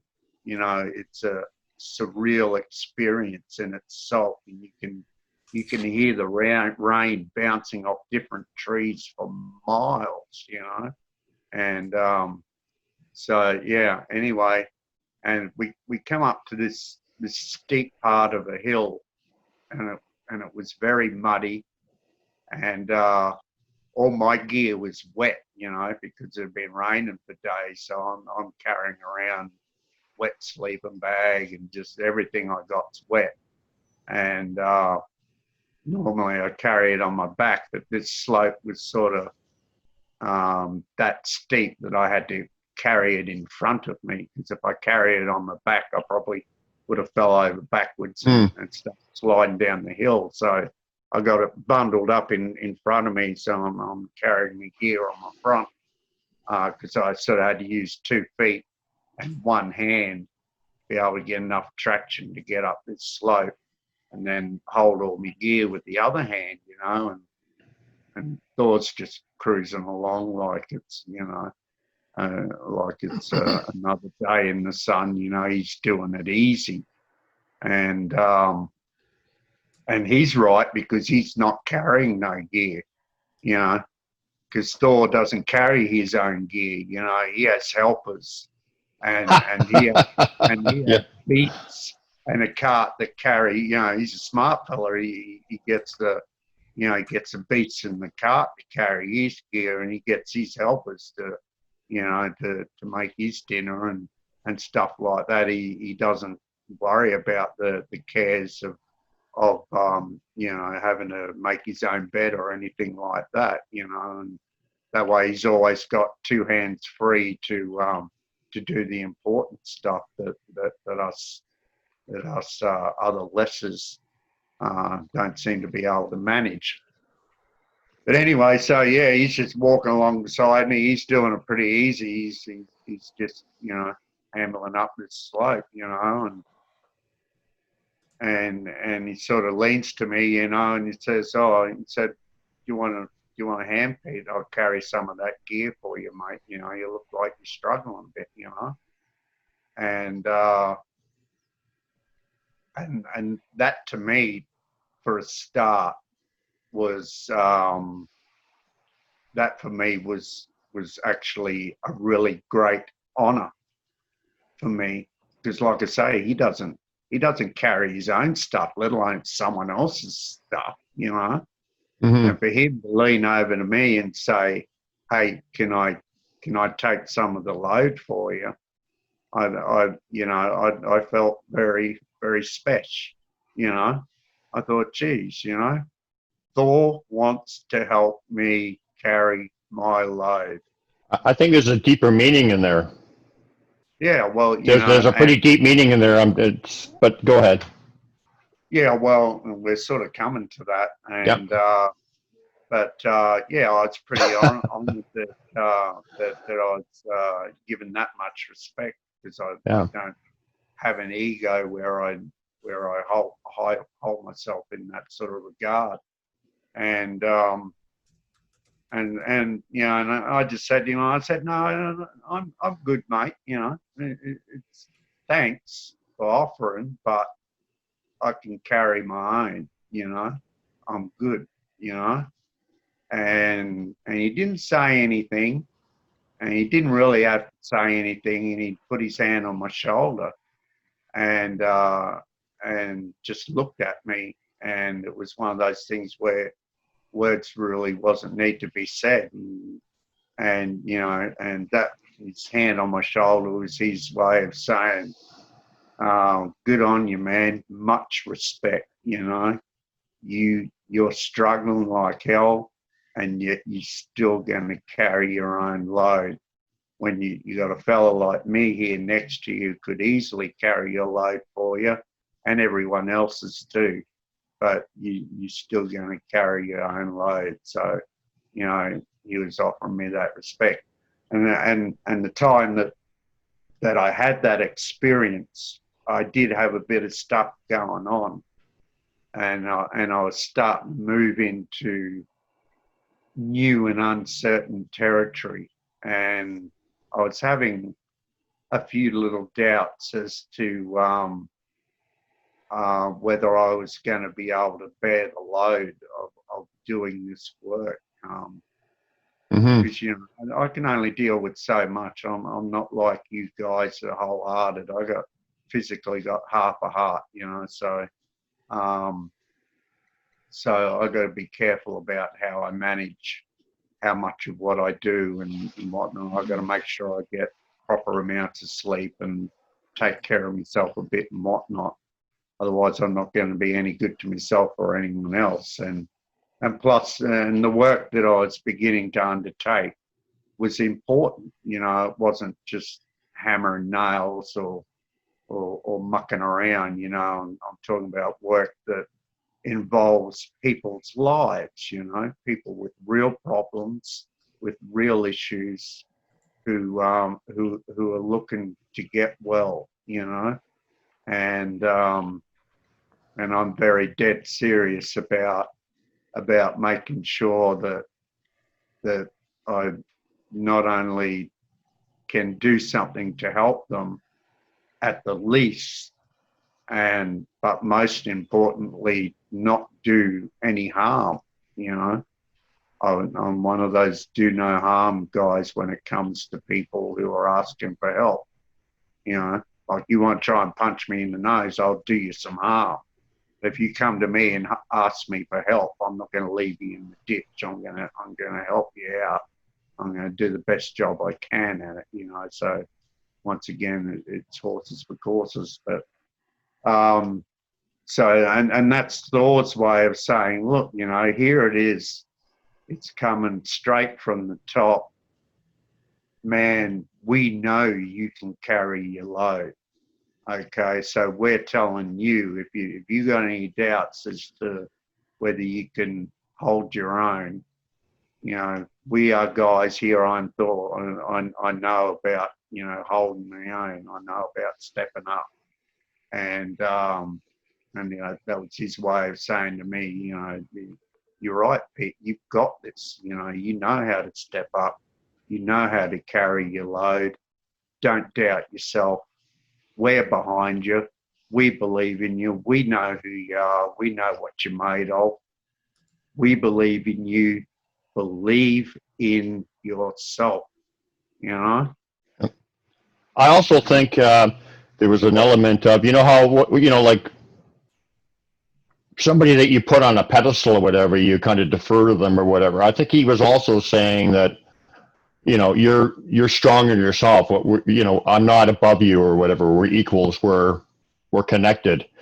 It's raise yourself up and you're who you are, kind of thing. And you don't have to. You know what I mean? Like. Oh yeah, for sure. That was sort of that was in sort there of too. The subtext of it, because we were both there walking side by side doing the same thing. So the subtext was, you're doing what I can do, sort of thing. So or you're worthy. Just because I'm Thor does not mean that I will not help you and that you're worthy and that we're equals in a sense. So. Anyway, he treated me like an equal all the way. There was no, I'm Thor and you're the Weasley little weak human that I've come here to try and educate. The whole way through the journey, it was there was no talk of hierarchy or and he in no way, acted like he was better than me or anything, and I didn't run around trying to best him or something like that. We just walked together. Oh, you didn't have an Olympic Games competition? Let's have a race up the mountain. I see who gets up there first. Yeah, we did. With the big axe that you, what's that thing that you, with the big axe, like all those. He wouldn't have even needed that, mate. In the first 5 steps, might have been gasping for breath, and he would have been drinking Kool-Aid on the top of the mountain. Well, I think that any higher source based in love, like the SASQUATCH and whatever, that's always the lesson. They don't want you to feel like you're lesser. They want to raise you up. So it makes sense that Thor would be like that too. It couldn't be any other way. Yeah. Yeah. So anyway, so what did you guys do? What happened after he put his hand on you and you had that revelation? Well, that was pretty much that was the end of the run. Then I came back to the real world, and I laid there for a little longer in the dark and just recapped over this 4-day trek that I had and tried to remember as much of it as I could and try to take in what was important about it and so on and so forth, you know. So But Michael, yeah. I was actually a few days ago was same thing, very early morning, quiet to myself in the right state, and Thor dropped in again, and we were hanging out, you know, and we're just hanging out and not really doing a whole much, just kicking around, laying around on the sofa and watching TV and whistling at the girls and stuff like that, and it's just generally hanging around like a couple of punks, and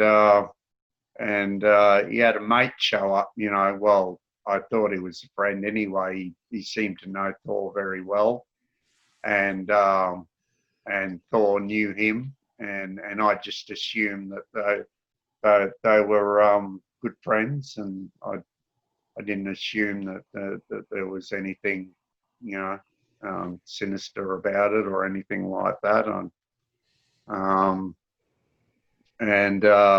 And I got to know this friend as well a little bit, and he was hanging around. He wanted to know me, and we sort of hung out and talked a bit and whatnot. And I had a lot of medicine with me at the time, for which was to do a lot of good for a lot of people. And anyway, I had to step out and do what humans do after they've ate so much and drank so much, and I didn't really think twice about it. I sort of trusted this guy, and I just left my medicine laying around wherever it was, and went off to take care of the daily ablutions. And when I come back, he'd made off with all this medicine, you know. And I was pissed. I was really pissed, you know. And I said to Thor, I said, what's this with your mate of yours? He's just ripped me off. He's just robbed me. And I was furious. I wanted to park my car on top of this guy, you know. and you know, and Thor's sort of, he's gone, well, you know,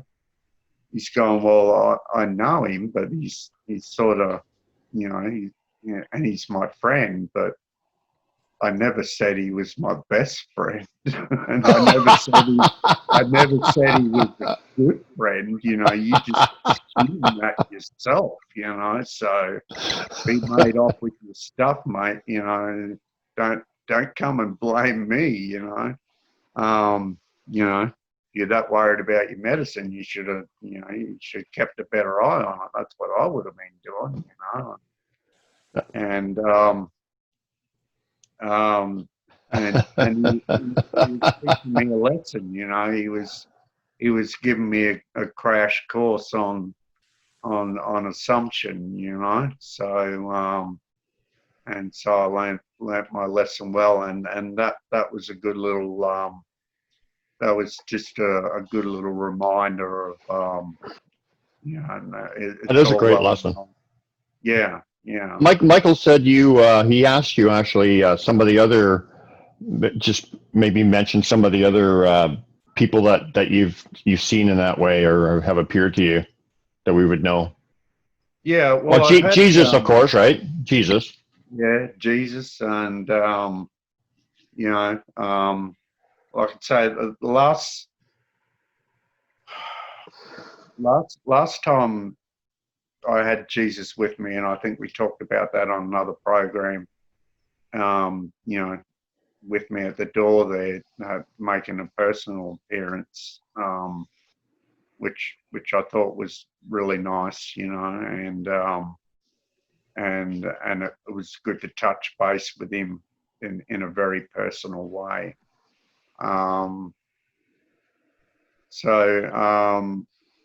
But I've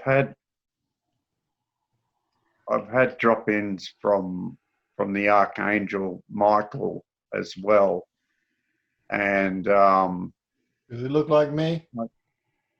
no, actually, he Probably was taller, right? he was brunette, not blonde face, so Okay. you know. A lot of people confuse me for Archangel Michael, and you know, I never got the resemblance myself. No, he didn't have your chiseled jaw, mate. You know, he's appeared to me a little more rounder in the face. So, but I can't actually at the moment recall what he was on about. I can remember that generally I had something going on with myself, and it was just things that I was putting together with what I was trying to put out to the world, you know, and I was just working on my own intentions, you know. What do I, you know, what do I want for the world, you know, and what does the world, not so much what do I want for the world, but what does the world need, and how can I help facilitate that, you know? And so I was in a phase of thinking of my strengths and my abilities and things that I knew that I could utilize spiritually and physically to make a difference in these ways, you know. And I was, and in doing so, I was also thinking about making sure that I had a pretty good grip on knowing what the hell is actually going on at the moment, you know, because it's all well and good to go out there on some sort of mission, but you know, if you're not really sure on the territory that you're walking into, then it can end up to be a pretty lost cause very quickly. And as I remember, Michael dropped in, and he had the Archangel Gabriel with him. And now I've seen Gabriel before, but never really met him. But I remember Gabriel from a past lifetime, in a different place, not on Earth. And I remember seeing him on the same battlefield together, and I knew it was him, and but I didn't actually know him, but I knew it was him, because people spoke of him, you know, and people that he commanded, and so I knew who he was, and so when he showed up with Michael, I recognized him, and I went, "Oh, okay, you're Gabriel. I remember you. I've seen you around the traps, you know." And Gabriel didn't speak anything. Michael had just dropped in to let me know that, you know, because at the time I wasn't quite sure whether I was getting it all exactly, my ducks in a row as they should be.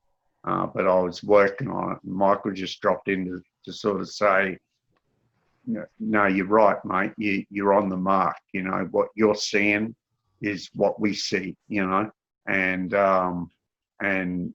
you know, you got your ducks in a row, and you know, get into it, man, because you know, that's what the world needs, you know." So it was just an affirmation type thing, and and he didn't introduce Gabriel or anything like that. And Gabriel didn't say anything, but for whatever reason, he happened to be hanging around with Michael at the time. I don't know what they were up to, and they didn't speak about that. And my only thought is to, that's a couple of times that I've been in the company of Gabriel. So I'm sort of thinking that it's some time, whether it's in this lifetime or another, but I'm expecting at some point to have some sort of interaction with Gabriel, and I would like to, meet and talk with him and be a part of anything that he has to offer, So I would welcome that. So at the moment, I think that his appearance has just been a bit of an introduction, but at this point, and anything that Gabriel has to offer hasn't really been anything that has, been needed for me, So, but I get the feeling that, that because of just knowing that he's around, I got a feeling that at some point something's probably going to come up where Gabriel and I probably are going to have some sort of interaction, and I look forward to that because I'm sort of a little bit intrigued by Gabriel, and I'd like to, I'd like to know him. He seems to me, just by his demeanour and whatnot, he's one of these guys who I'd like to know him. I'd like to get in and do something with him or whatever, or even just receive any advice or anything that he might have to offer. So, but whatever, that'll be whatever it is. So, I've had interactions with, many helper angels who've been a part of my life, coming in and out in times of need, and giving me advice on different things, and just telling me, when to slow down sometimes, when to put the brakes on and stuff like that, and not to get too ahead of myself and whatnot, in a good way, and Carrie Ann's been involved in some of those as well. So, it's great. Look, if you want to, if you sort of want to delve a little, look, Robbie Holes would be the lady to get on. If you could get Robbie Holes on your show, and you want to talk about, angels and spirits and that, she's You talking about Robbie Holtz, Holz? Yeah. Well, And give her an invite. I don't know the lady, but yeah, it sounds good. Well, Michael does, and Robbie's Okay. one of Michael's friends, and she's on my friends list. But but I know she's pretty, busy lady, and she's been writing books and things, and but if you could get her on the show, she's a lady who she's worked a lot more, in depth with this subject than I have. I've just been. You can see your spirits right through the Zoom. Yeah. That's pretty impressive. She'd be great. She'd be great to have on. I have a question for you. That I've often thought of. Now, do you think? Now, you associate with Thor. He's somebody that you would associate with just from who you are, right? Kind of thing. He's kind of. Yeah. So I'm wondering. Yeah, he's a man's man. Yeah. Which you obviously are. And I am, and I think Michael is. Michael try to create that illusion. Yeah, I actually think Michael's a ladies' man, but myself, but we're men's men, and he's a ladies' man, which is probably one step up from a man's man. So I'm a lame man. anyway, but like I connect with Sasquatch or whatever because I've always believed in them and whatever. People connect with dragons because they believe in dragons. They have something, an affinity or a connection with them, or fairies and whatever. So do you think Thor is an actual person, or do you think he is just a messenger coming to you as Thor because you associate with Thor, or it's somebody that you admire or would listen to, or just fits with you? Yeah, well, I've sort You know of, what I mean? It's interesting, isn't it? I know exactly what you mean. In times past, I've had to speculate that question myself, because you know me. I want to be the real deal. I don't want to be a great pretender, or make something out of nothing. And we're also not I had to ask my question, that question to myself. right. Whether am I just having a vivid dream or whatever? But yeah, no. Thor is the god of thunder, and it's as simple as that. I didn't think you were having a vivid dream. I thought that you were being contacted by somebody real, but they just presented themselves to you as Thor because you can connect with Thor. But no, I wasn't assuming that. It was just a question, right? Or just a thought. Yeah, And yeah. But you actually think I understand psychologically that, like if you have favorite TV characters or you've read books about, mythology and things like that, and you might associate yourself with great people in history, right. or whatever, or you look up to them as mentors or something like that. So. But my point is that a lady or whatever, some delicate little flower of a woman or whatever, beautiful soul, is probably not going to be contacted by Thor. It's probably going to be fairies or something magical that they connect with, right? So Yeah. Well, it is relevant, like when and once again it comes back to this horses for courses thing. If your question is about delicate things, you're not going to. yes. You're not going to send a hammer in to talk about flowers and rainbows and shit, So Good point. So yeah, so it's like that too. So it depends on your intention as to whose attention you're going to get. There's no. It's like there's no.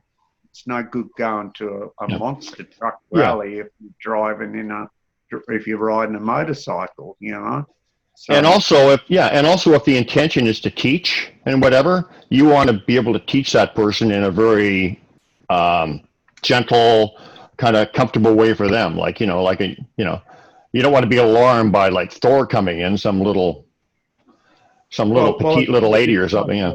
When you need advice on something or you need help with something, if you've got psychological issues, you go to a psychiatrist because he's supposed to be an authority on things psychologically, Yeah.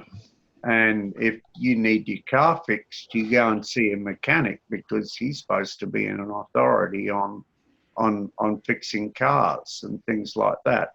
And it's the same type of thing, if I have a question or if I need help or support with something, then the person who is most experienced and is well versed and well knowledged, and is the person who's going to come and offer you help. Yeah, so, that all makes sense.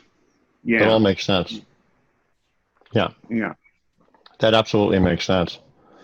But I mean, I know you pondered the same question because we all go through these questions as we grow, and these questions are actually put there so that you can grow and you can come up with, and then move on. You get answers, move on, and grow, evolve, or whatever. But so I know that you had that question at one point for sure. Yeah, yeah. Well, for the most part, I'm pretty much a do-it-yourself guy, and I don't ask for help much that often, and for the most part, I really don't need any help. And these days, it's getting a little bit different. I need a bit of a hand because of health issues, but most of my life, I've been if I want something done, I'll do it myself, and I'm happy to do it myself because for me, that's learning something new. If I needed something done and I didn't know how to do it, that was an opportunity for me to learn how to do something new. If I, break a few things and make a few errors, that's all right. That's all part of learning. You gotta break a few eggs to make an omelette, So, so for me, it was because I love learning new things all the time, about all sorts of things, whether it's anything from fixing and making things to regards to spirituality and psychology, and also I love learning new things all the time, and I'm like a sponge. I'm ready to soak it all up, and I'm always in for a new experience. So so I like to have a go myself, and I'm not that proud that I won't ask for help when I know that I need it. But I like to do things myself, and Let me, and that's Go ahead. something I've instilled in my children as well. And my children, they're all doing pretty well for themselves because I tried to pass that on to them as well, not just to, make it big, get rich, and pay everybody else to do it for you, And that was what Thor did for you too, right? Yeah, the richness in life and is about, the getting in and getting your hands dirty, that's where the fun is. I know Michael's going to want to cut this off in a bit. I don't know if it's because he can't smoke in the house or whatever it is. But I thought, you got so many stories. You're obviously going to be on again. But I thought, why don't you talk a little bit about, the mailbag question today was what does love mean to you? And so this is kind of leading into, why don't you talk a little bit about the group that you monitor with Michael, the language lessons of the heart. Want to talk a little bit about that? Well, I used to admin and teach and used to do some work in language and the lessons of the heart, but I don't actually do that anymore with Michael. So Michael and I are just friends, These days we don't work together anymore. You still have a good handle on the group and what it's all about, right? You still obviously believe in what it's about. Well, I believe in what Michael's doing. Michael's doing, Michael Harrell's language lessons of the heart is just as much for Michael as it is for the people who are involved in the group. It's a healing for all of them.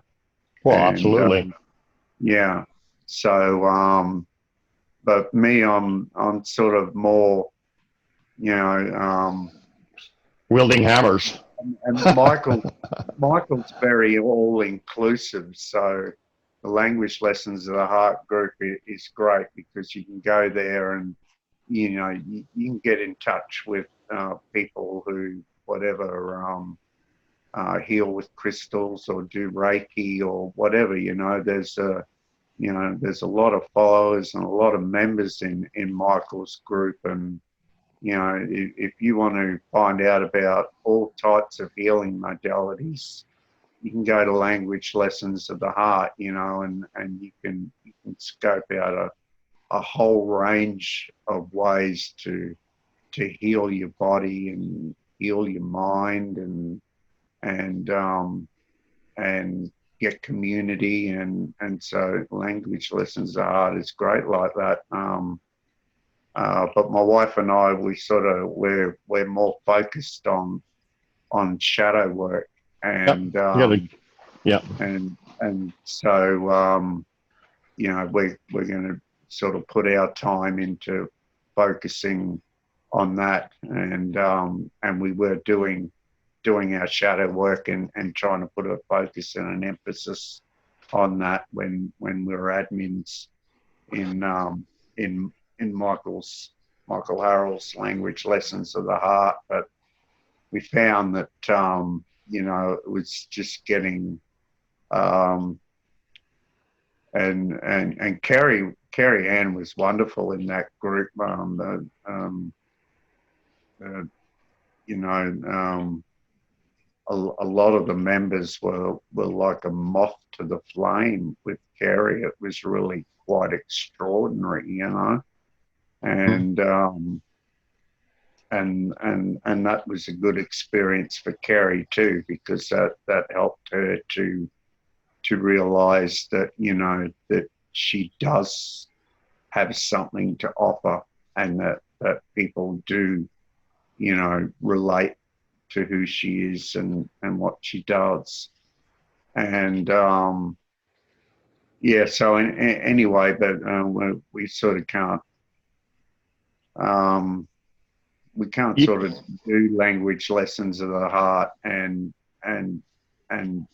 focus on shadow work at the same time, because to admin in Language Lessons of the Heart means that we have to be more versatile, you know, and Michael falls into that category well, because you know, you want to talk about this healing and that healing and different types of things. And Michael's, you know, had a lot of experience, and he's been around long enough that, you know, he knows a little bit about this and he knows a little bit about that, and he knows a lot of people too. And if he can't put you on the right track, he probably recommend somebody that you can see who'll really fit you up.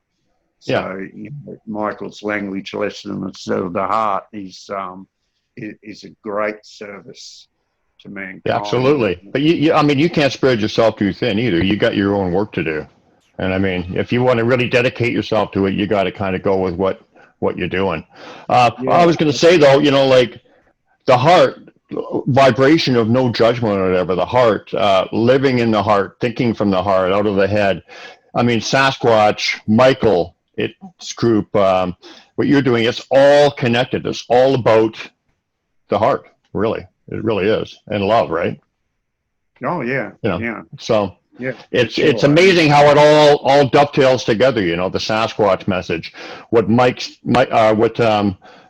Well, I can say Michael because he's not Mr. Beans in that group. He's actually a guy called unsavory character called Michael Harrell, which actually I'm just joking. He's a good guy, but you know, it all dovetails together. It all comes together. We're all doing the work of the heart and love and the universal message.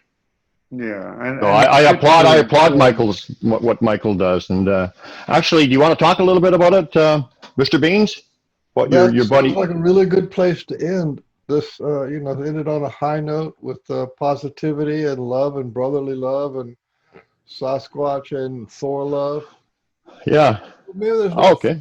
Thor love sounds kind of homosexual. Oh, you can't say that. Well, I guess you can. Well, I guess you can say that. As long as you're not putting a judgment on it.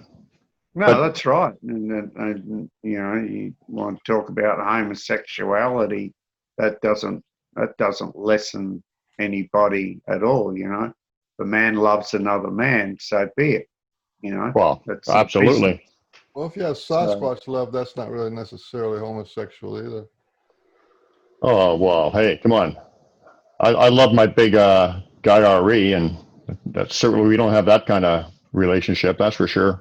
Exactly. You know, so Love, like love. We put as people, we put too many conditions on love. Like we got too many rules. Like like we should be able to love and be able to talk to any. There should be boundaries and whatever, and respect for whatever. But love is there's just too many conditions that we put on love. We limit it too much. Like I think. well, Especially in relation. Some things need limits, though, Brian. Like this. No, but I know, but I mean, especially. Yeah, like this talk definitely. right now, it needs a limit. At some point, you're going to have to push the button and stop recording, and then we can go on talking for as long as you like because it's nice to talk. Yeah, but I was almost ready to wrap up, and now I gotta. Well, But I'm not. actually, Brian's question to me was, love. What do I think love is? Okay, and to me, love can either make you or break you, and I think it's everybody's responsibility. And I'm not going to sit here and tell people what love is. Okay, I'm going to tell people, you guys, whoever's watching this show, whoever's listening, you go out there and you find out what love is, okay? Because there's two sides to the coin, and love can either make you or it can either break you. And it's up to every individual to decide whether they're going to allow the love that's in their heart to either do something good or whether it's going to do something destructive, because love can do both of those things, Right. And so, and we're not talking about true love or anything like that. We're just talking about love in general. So, for anybody out there who's trying to figure it out, you got to get out there, man. My best advice is to get out there and have a go, and and don't dig your little hole and hide your treasure in there so that you don't lose it. Grab all the treasure that you got, run out there, and I don't care what you do with it. Just get out there and do something. It's okay to make mistakes. It's okay to get things wrong. It's okay to fall over, and learn how to get back up again. Because in that process, you'll begin to learn what both sides of the coin is when it comes to love. So just get out there, and don't matter what you do, just people get off your fucking lounge and get up and do something, say something, get involved, get in touch with yourself, get in touch with the person next to you, and go and hug a tree if you have to, if there's no person standing around. Just get involved in life, because life is for living. That's what we're here for, and if you're not going to engage, it's pretty simple. If you're not going to engage, for those that have it, the more will be given, and for those who have not, even that which they have will be taken away. And it's pretty simple, You get out, you get involved, and the more's going to happen.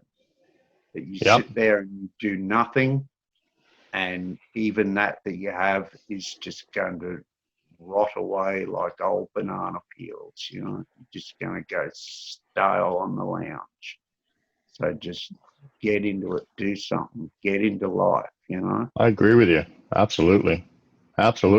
So I guess we're going to wrap up, but I'll just say that next time we have Peter on, we're going to have either put myself or Mr. Beans or whatever on the virtual psychiatrist couch, and we'll have a little fun with that.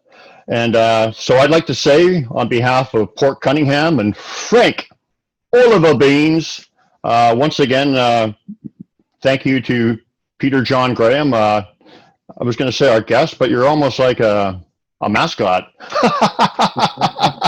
As long as I don't end up like a bloody wallflower, I'll be happy. I can live with mascot, you know. Yeah. Okay, guys. Thanks everybody for tuning in. Yeah. This is the Pork and Beans Show, and You did good. Hello, ladies and gentlemen. Port Cunningham here. This is the part of the show that we affectionately call Pork and Beans Clusterfuck Moment of the They Day. say I need some Rogaine to put in my hair. Work it out at the gym to fit my underwear. Oakley makes the shades to transform a tool. You'd hate for the kids to think that you lost your cool. I'ma do the things that I wanna do. I ain't got a thing to prove to you. I leave my candy with the pork and beans. okay. Ladies and gentlemen, this is the Pork and Beans Show. I'm Port Cunningham. I forgot my name. I was going to call myself Frank Cunningham. Frank and Beans. But yeah, this, well, no. In that way that he's got full billing. Everyone likes to dance to Would you say that again? The what? That, yeah,